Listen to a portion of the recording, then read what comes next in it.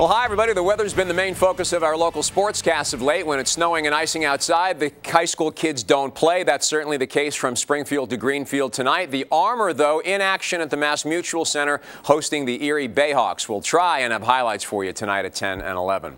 On to the Celtics, who are the best team in the Eastern Conference, and they are by a pretty fair margin. They played Orlando last night, and how about Ray Allen? 26 points to lead all scorers, a big three late in the game, but the biggest play right here. Pierce gets the contact and the hoop. The Celts win 109-102. They're 31-9, and they'll play host to Detroit tomorrow night. Big win. Well, the Red Sox avoided arbitration today, signing Jacoby Ellsbury and Jonathan Papelbon. Ellsbury gets a $2 million a year raise to $2.4 million a year. Papelbon, meantime, also signed a one-year deal, $12 million bucks. The only reliever who's going to make more than Papelbon is Yankee ace Mariano Rivera. The Bruins, meantime, they're next. And can they do it to the Carolina Hurricanes one more time? They beat him 7-0 yesterday. Zdeno Chara had the hot hand with his first career hat trick. Tim Thomas, another shutout. That was at Boston Garden. Tonight's game is down in North Carolina. And you can bet the Hurricanes are going to be ready. We'll have highlights for you tonight on ABC 40 Sports at 11 o'clock. On to the UMass Minutemen now, and they'll take a little momentum with them to Charlotte tomorrow night. UMass is seeking a 3-1 start in the A-10 for the first time since the 06-07 season. They'll come into tomorrow night's game at 10-6, 2-1 in the league. That's after beating Dayton and LaSalle on Saturday at the Mass Mutual Center in Springfield. Overall, they are actually, I guess, exceeding expectations right now. Charlotte also won, beating Fordham last Saturday, so tomorrow night's game should be a good one. Above the Rim tips off every Friday night right here on ABC 40 at 11:15 p.m. As you heard earlier, Ed said we may have some weather coming in, so we'll see if they cancel some games. But if they play, we'll cover them, and we'll have it at 11:15. That's a look at sports. We'll be back right after this.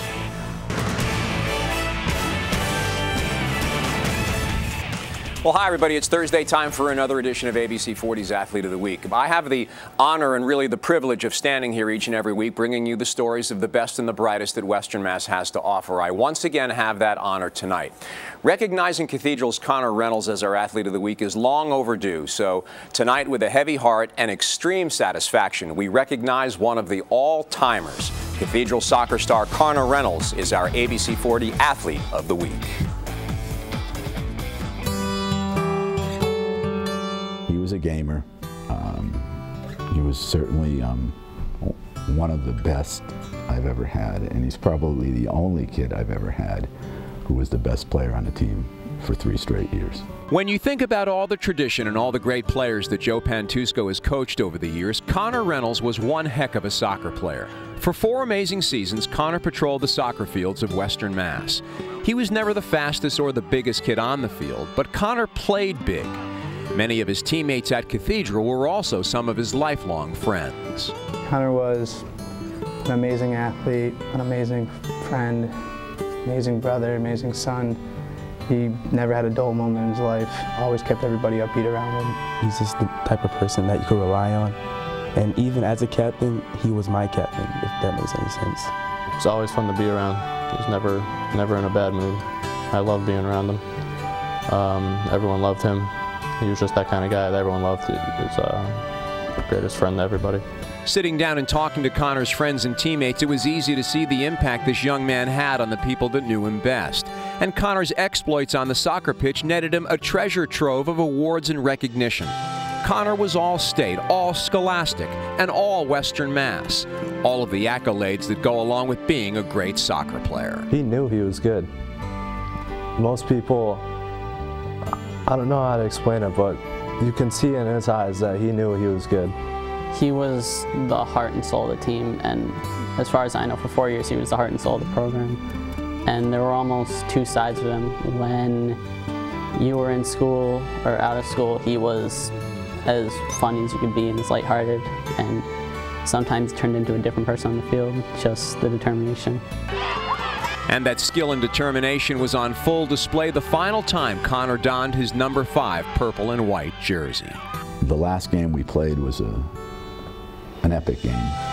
We played a brilliant Minnesota team. It was a gorgeous night.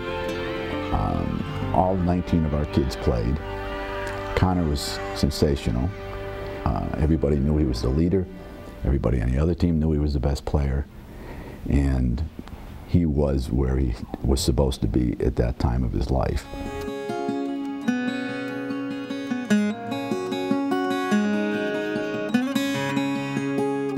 The most important thing to remember about Connor Reynolds is not how he left us, but rather what he did while he was here.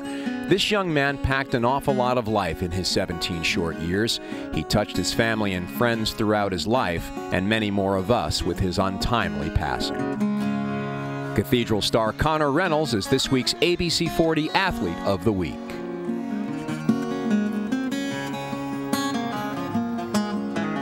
And of course, all of us here at ABC 40 offer condolences to the Reynolds family. We'll be right back. The second hole at Crestview Country Club is also the first par 5 on the golf course. It's a classic 3-shot hole that will test golfers of every level. You want to be down the left side. There's a pond on the left side, but today I don't think we're going to reach it off the tee. 240 yards out to the pond, then a nice second shot, lay up about 80 yards from the green, have a nice little wedge in. This week's Tee Time Challenger is Gary Ziemba from Chicopee. If the Ziemba name sounds familiar, it should. There was a house full of Ziemba brothers who all played sports.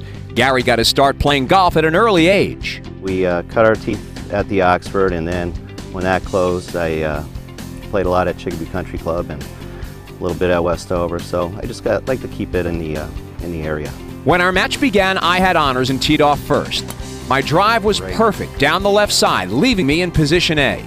Gary was also solid off the tee, slightly right, but still in great shape. After a pair of mediocre second shots, both of us had long wedges into the green. It was then that I decided to play the role of golf reporter and describe what Gary faced next. What Gary is trying to do is make up for a bad second shot with his third shot. Let's see how he does. After a brief delay, Gary, using my pitching wedge, was on the back of the green lying 3. My third shot was solid as well, straight at the green, just short of the putting surface. Next, Gary was away grabbing an iron, hitting a very solid chip shot to within 8 feet. He had that left for par. It was my turn, and this would turn out to be the money shot.